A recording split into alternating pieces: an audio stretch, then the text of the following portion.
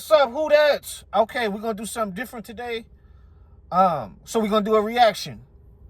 So I remember I always watch Chris Sims, quarterback, running back, wide receiver, cornerback draft rankings right before they get drafted. He gives his takes. I love Chris Sims as a football analyst. I respect his takes. Sometimes he be right, sometimes he be wrong. This time, this wasn't right, Sims. We're going to be going over Tyler Shough draft rankings. Do y'all know Tyler Shough was not even in the top 5 of the QB rankings coming into the draft this season? He was honorable mention. Listen to this, guys. Your first guy is from Louisville, Tyler Shough, who had a relative athletic score of 9.71 out of a possible 10, which ranked 30th out of 995 quarterbacks since 1987. So one of the most athletic quarterbacks we have seen, and you liked him a lot. I do like him. Not quite top 5, but just on the outside. Thought about it. I mean, he certainly was in the conversation, certainly. I think the big thing with him is that some of that athletic ability you're talking about does not really show on the film. And his arm, to me, was not quite in the class of a McCord or a Quinn Ewers. Quinn Ewers. Quinn Ewers, Sims. Come on, man. Quinn Ewers don't have no wow ability. He never showed that at Texas. Stop it. Listen to that. And with on top of that, I think they have untapped potential to go up to another level, right? Where I kind of look at Tyler Shough and go, no, he is what he is, right? Good player, been coached well. He's tall, he's big, he's got good mechanics, he's a smooth thrower, right? You saw that at the combine, but he's not a wow thrower. He is accurate, it's effortless. Not a wild thrower? That wild throw to Devon Vele, the Miami game in the back in the end zone. That was wild. Fitting that tight slant route to Chris Olave, beating JC. That's wild. Come on now, Sims. That, no doubt. He can throw it off platform pretty well. All right, I give him a lot of credit there. He definitely got some sidearm in that department. Lets his base get too narrow at times. It elongates his delivery. It's the slowest release out of anybody we've talked about to this point, okay? Doesn't make people miss in the pocket a whole lot. Again, Sims, come on now, Sims. Don't make people miss in the pocket. We just saw the Carolina game. We just saw the Tampa game. Athleticism of what we saw at the combine and all these scores and all that, you don't see it quite to that extent, right?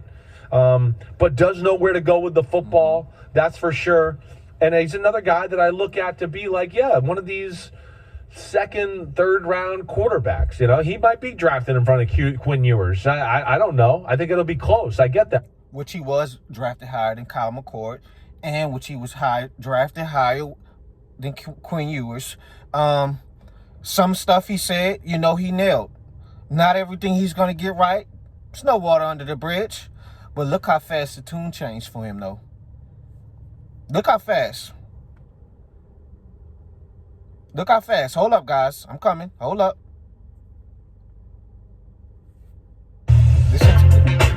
Listen to this. He just did his recap after the game. He did his weekly recap after week 15 went by. Listen to this. Against Carolina. Tyler Shough is playing really, really well right now. They got their guy. I think they're getting to the point here where you go, hey, don't worry about what pick you got. You don't have to take a quarterback. Improve your football team. I mean, he's kind of doing it all. I mean, there's nothing not to like about it. They didn't run the ball worth a damn yesterday. They had to win the game with Tyler Shough throwing the ball and then playing some defense. And that's what they did. That's really what it is. He's playing in the pocket, mature brand of football for a young quarterback. I mean, makes a lot of high-level throws. You're starting to see him make some aggressive throws down the football field.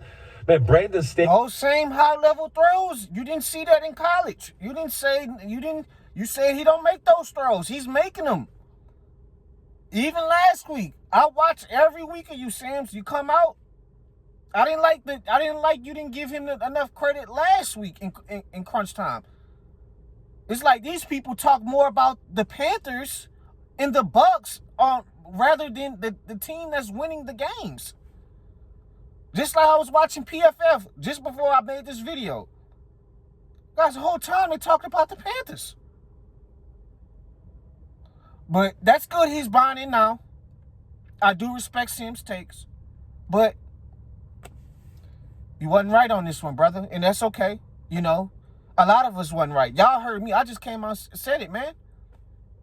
I said it myself. Shit, I was wrong. It's okay.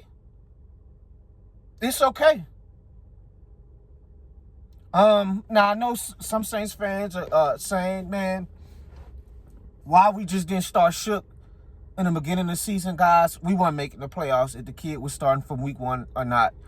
We all know this was a rebuilding season for us, guys. We all know that. I think everything worked out perfectly.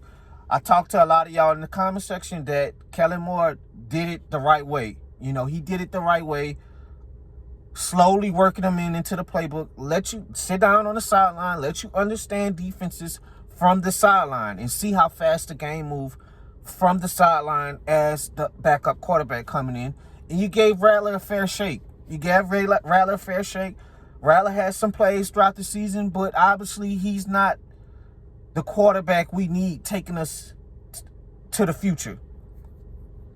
You know, and I was very disappointed what I saw with Rattler, especially the Bears game. He was just pressing. Dennis Allen's confused him the whole game. But Shuck came in and they slowly worked him into the system. And now you see the decision making is getting better. Now you seeing the reads he's going through. And that's what Sims talked about, how quick he processed the game as a passer. And each week it is improved. His rookie of the year odds are only growing. He was listed 250 to 1 odds before the game, but afterward his odds improved. They're now 18 to 1 at FanDuel. And as for the rookie of the year, it's going to be tough, guys. It's going to be hard because you got Travion Henderson for the Patriots. He has a 773 yards. He's been absolutely phenomenal. As soon as Ramondre Stevenson went down, because Ramondre was garbage, fumbling the ball every 5 minutes for them. As soon as they inserted Henderson in the start lineup, he's elevated. They run offense. And then you got Teodoro McMillan. He's about to crack 1,000 yards receiving. And then Emeka Egbuka, he's kind of fizzled out with his drops, but he's about to crack 1,000 with 58 catches. And Jackson Dart, guys, the games he's played, Jackson Dart has been really good. But the best 2 quarterbacks in this class so far has been Dart and Shuck by far. And I'm just proud, man, of our defense. It was a stat said like the last few weeks, guys, I think the last few weeks, our rankings are only behind the Texans. Number 2 defense. The last few weeks, I can't remember what week they started it by from now, but the last few weeks, guys, we've only been behind the Houston Texans. And you pay attention to football, you know how good that Houston Texans defense is. And we don't really just have an elite corner. We don't really have a true corner, and you still finding ways to maximize these guys' strengths. Brandon Staley, I tip my hat off to Brandon Staley, man. It's only getting better. We have the number 13th ranked defense in the league throughout the whole season. So it's promise, you know. It's a lot of promise on this team. If I want to go back to Shuck real quick, I want to tell y'all something. He broke the team rookie passing yards in the season. So he broke that record. And his PFF grades for this week was 75.0, which is very high, guys. And he has a 66.7 completion percentage. That's first in rookies this season. That's number 1. And Shuck was the only quarterback to make the PFF list for 15 best rookies in week 15. And the national media, they're starting to see. They're starting to buy in. into this kid and his development. And I applaud Sims for saying that, but you know, he was wrong. He was wrong, man. And you know, the escapability out of the pocket, it's A+. It's A+. You know, his sidearm angles and the way he could spin it like that, you know, and fit it in tight spaces, you know, it's good for a rookie already, man. And like we said, man, like we talked about, like I talked with y'all, you know, just for him to be able to have all that time spent in college, it paid off for him. And we got the Jets coming up this week, and we should dominate them. They shouldn't even score no more than one touchdown. They're terrible. What our old coach used to say, Sean Payton, don't fall for the cheese. Don't fall for the trap.